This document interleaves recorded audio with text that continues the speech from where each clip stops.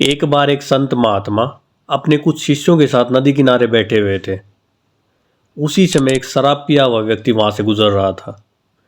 तो वे व्यक्ति वहां पर रुककर उस संत को बुरा भला कहने लगा और गालियां देने लगा। जितना वह कर सकता था उतना उसने उस संत का अपमान करने की कोशिश की, लेकिन दूसरी तरफ वह संत मुस्कुरा रहा था। तो जब वह व्यक्ति थक हार कर वहां से चला गया तो उस संत के एक शिष्य ने गुस्से और शिकायत भरे लहजे में संत से पूछा कि उस व्यक्ति ने आपका इतना अपमान किया, आपने उसे जवाब क्यों नहीं दिया।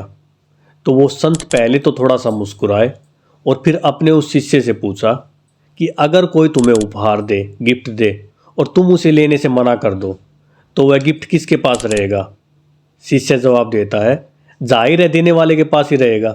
तो अपने शिष्य का जवाब सुनकर संत फिर से मुस्कुराते हैं और कहते हैं कि यही बात अपमान के साथ भी लागू होती है।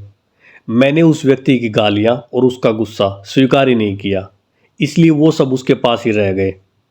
अपने गुरु की यह बात सुनकर शिष्यों को लगा कि जैसे उस दिन उन्होंने जीवन का सबसे बड़ा पाठ सीख लिया हो। यह छोटी सी स्टोरी हमें सिखाती है कि दूसरों की गालियां या अपमान हमें तभी चोट पहुंचाते हैं जब हम उन्हें स्वीकार कर लेते हैं।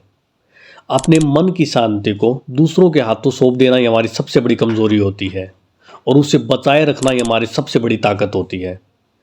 जो व्यक्ति दूसरों के शब्दों से अपने मन को घायल होने देता है वह अपनी शांति दूसरों को सौंप देता है, लेकिन जो अपने मन की रक्षा करना सीख लेता है वही वास्तव में स्वतंत्र और शक्तिशाली होता है।